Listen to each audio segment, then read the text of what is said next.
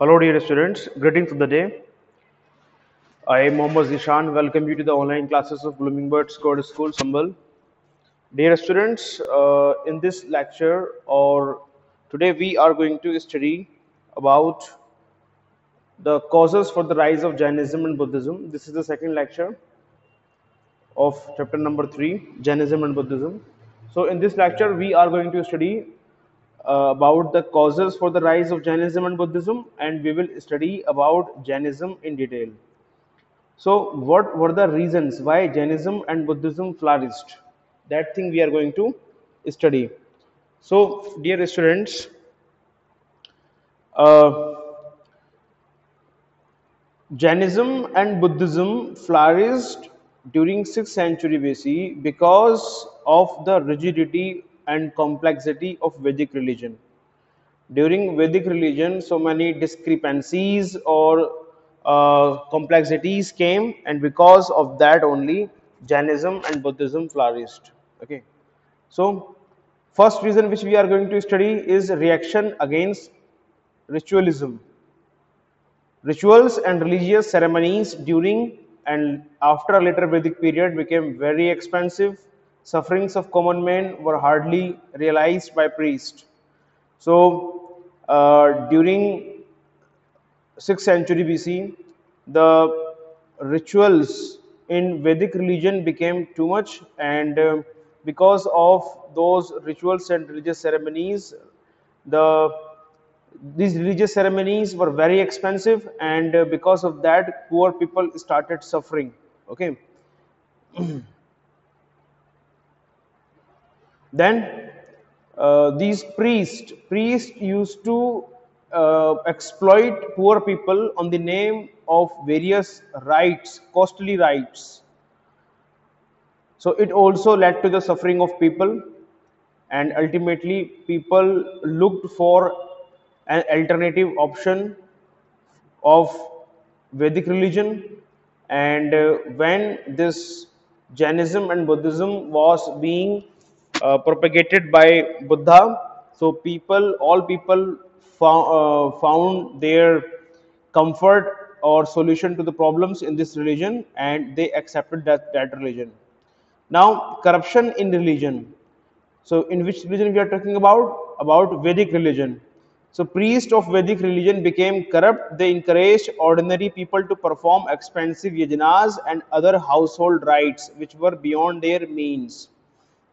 So these priests of Vedic religion became very much corrupt, and they used to exploit people economically on the name of religion, and they used to encourage ordinary or common people for performing expenses yajnas or yag, okay, and other household rites or rituals for the salvation of people during the time of birth of a child, at the mundan of a child, and at when the child used to enter into the schools, okay, and when one person used to get married, after marriage, when their child was born, okay, when a person was died, so on different, in every transaction of life, these priests used to perform some rites or religious practices, and they used to charge very heavy fees for that religious practice or rites, okay, and it became unbearable for the poor people, and poor people looked for an alternate religion. Now the third is rigid caste system. So caste system became very rigid in Vedic religion. There were different kinds of restrictions on people based on caste, like on food, on drink, on marriage.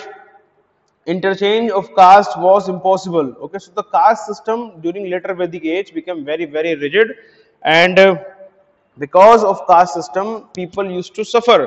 There were so many restrictions on some people. Okay, on basically on the poor people. Okay, basically belonging to the these classes, Vaishyas and Shudras. Okay, they were having so many restrictions. Okay, these Shudras especially, they were targeted, okay, and even the food and drinks and intercaste marriage was not allowed, okay, and the changing of caste was also not allowed in early Vedic period.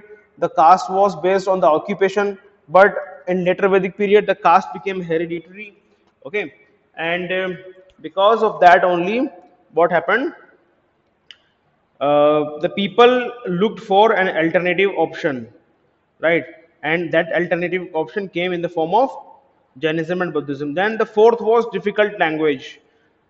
Okay, now the language of Vedic religion was Sanskrit. Okay, and it was very difficult to understand, right? Common people didn't understand Sanskrit language. Their common language was Pali and Prakrit. Okay, and so they were not able to understand religion properly. And as they were not knowing religion properly, so whatever the priests used to interpret, they used to believe on that, and that led to misinterpretation of religion by priest and for their own economic benefits. Okay, which led to the decline of Vedic religion. So difficult language was also one of the reason for the downfall of Vedic religion and emergence of Jainism and Buddhism. Then political. Why Jainism and Buddhism were in the language? Which language? Pali and Prakrit. And Pali and Prakrit was the language of common people. Okay, and as it was the language of common people, people used to understand that religion. Okay, what that religion is actually preaching about. Okay, what that religion is about. What are the doctrines and tenets of that religion. Okay, then the last reason, the cause for the rise of Jainism Buddhism is political situation. Bimbisar and Ajatashatru, the ruler of Magad in 6th century BC, were free from Brahmanic influence and they supported rise of Jainism and Buddhism. Okay, so Bimbisar and Ajatashatru. Bimbisar supported Jainism, right? Ajatashatru supported Buddhism. Okay, they supported these two religions. Why? Because they were not in the influence of uh, Brahmins. Okay, earlier all rulers were influenced by Brahmins and they used to do whatever Brahmins used to ask. Okay, that class, priestly class especially. Okay, but they were not influenced by this Vedic people or Brahmanic people. Okay, and hence they supported these two new religions which were being propagated by Lord Buddha and Lord Mahavira. Then the last reason is agricultural economy. Vedic religion required killing of animals to perform sacrifices, which was against the interest of farmers, as they required these animals to draw the plows in their fields. So they discarded this religion and looked forward for an alternative. Okay, so here at the time the economy was agricultural and the animals were used to draw plows or to do various other agricultural activities. But during Vedic period, later Vedic period, these animals were being sacrificed. Okay, so the farmers used to face problems because of the sacrifications of the animal. Okay, so these farmers, those who were opposing the sacrifications, okay, then these farmers looked for an alternate religion, and that religion came in the form of Jainism and Buddhism. So that was these were the causes of Jainism and Buddhism. Now we are going to study about the Jainism. Okay, so Jainism, the doctrine of the Jains were preached by saints or acharyas called Tirthankaras. Okay, you can say the prophets of Jainism were Tirthankaras. Okay, means the people, those who propagated the saints, those who preached Jainism. Okay, these were called Tirthangars. Tirthankars, Tirthankars. There were 24 Tirthankars in total. The first Tirthankar was Rishabdev, and the 23rd was Pashavnath, and 24th was Tirthankar Mahavir. Okay, so Mahavir was the last Tirthankar, but still he is considered as the real founder of Jainism. Okay, we don't call Rishabdev as the founder of Jainism. Okay, when someone asks who was the real founder of Jainism, right, or just founder of Jainism, we write what? Mahavira, not Rishabdev. When someone asks who was the first Tirthankar of Jainism, we write Rishabdev. Okay, so Jainism was a religion which denied the existence of God. Okay, they believed on just karma only. Okay, uh, so we will first study about Lord Mahavira and then we will study about the teachings of Jainism. So Lord Mahavira was born in 540 BC in a village Kundigram. Sometimes it is also called Kundalgram or Kundgram, near Vaishali in Bihar. So, where was Mahavir born? Mahavir was born in Bihar. Where in Bihar? In Vaishali. Where in Vaishali? In Kundigram. In which year? 540 BC. Then, what was his father Siddharth was head of the Jatrika or Kshatriya clan under Vajji of Vaishali, and his mother Trishila was the sister of Chetak, the king of Vaishali. Now you have to remember the name of his father. His father name was Siddharth, and some people get confused with this name. Okay, as Siddharth was the childhood name of Lord Buddha also. Okay, so the childhood name of Lord Buddha, Siddharth, was the name of Lord Mahavira's father. Okay, so the Mahavira's father's name was Siddharth, and his mother's name was Trishila Devi or Trishila, and his mother was sister of Chetak, the king of Vaishali. Chetak was the king of Vaishali, and his father Siddharth was the head of Jatrika or Kshatriya clan. Okay, so he was Kshatriya. Lord Mahavir was Kshatriya, and he was born in Bihar, right? His father was the head of Kshatriya clan. Then after that, for his deeds of childhood bravery, he was called Mahavira. Okay, so during his childhood, he did so many deeds of bravery, right? And for that only he was called Mahavir, right? Viro ka Veer, Mahavir. Okay, Bahubali. Then next is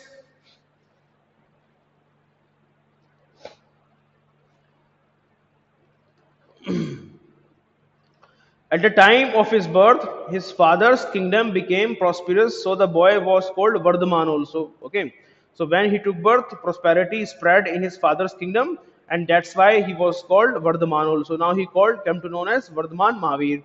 He was married to Yashoda. Now someone asked, what is the name of what is the name of Mahavira's wife? So it is Yashoda, and Yashoda was the daughter of Samarvira king, and she produced a daughter, Anonja Priyadarshini, whose husband Jamali became the first disciple of Mahavira. Okay. Now, if a question asks who was the first disciple of Mahavira, so the first disciple of Mahavira was Jamali, and Jamali was his son-in-law. Right? He was the husband of his daughter, and his daughter's name was Anonja Priyadarshini. What?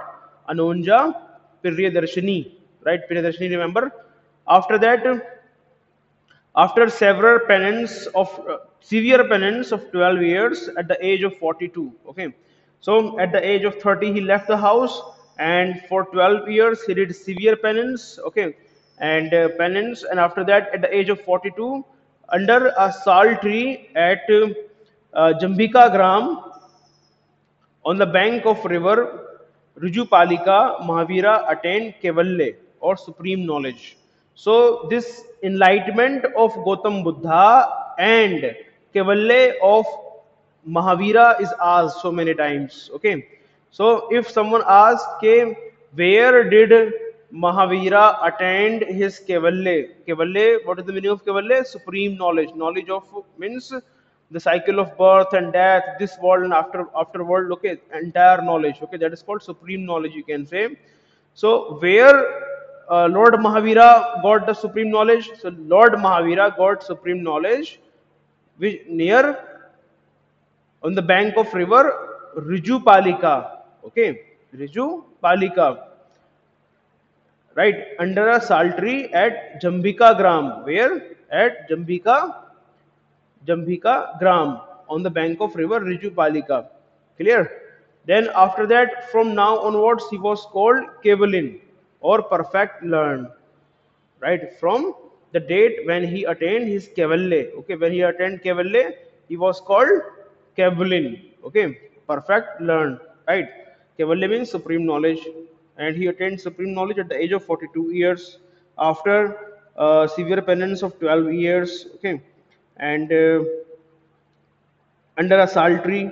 Okay, under a sal tree, right, at Jambika Gram. Now from now onwards, he was called Kevalin, perfect learned, Jina or Jitendriye. What is the meaning of Jina or Jitendriye? The person one who has conquered his senses. Okay, if you have conquered your Indriya, right? So you will call Jit Indriya or Jitendra. Okay, Jitendra means the person who has conquered his indriyas or senses. Okay, then Nirigranth, free from all bonds. Arihant, blessed one. Mahavir, the brave, and his followers were named Jain. Okay, so now Mahavir came to be known as what? As Jina, Jitendra, and Nirigranth, Nirigranth, free from all bonds. Arihant, Arihant, this word you have heard so many times. Arihant publication is also there. Arihant means blessed one. Mahavira, the brave, and his followers were named as Jains. Now, preaching of Mahavira, we will study. Mahavira gave his first sermon at Mount Vipul, situated in Rajgriha, Bihar. So, where the question comes regarding Buddha also and Mahavira also. They ask where Buddha gave his first sermon. So it is Sarnath. Okay, Buddha gave his first sermon at Sarnath. Okay, Deer Park, Sarnath. Then they ask where Mahavira gave his first sermon. So Mahavira gave his first sermon at Mount Vipul, situated in Rajgriha. Sorry, Rajgriha. Then he preached at various centers like Avanti, Koshala, Videha, Champa, Anga, Mithila, etc. Right. So he preached at various centers like Avanti, Koshala, Videha, Champa, Anga. Right. And then after that,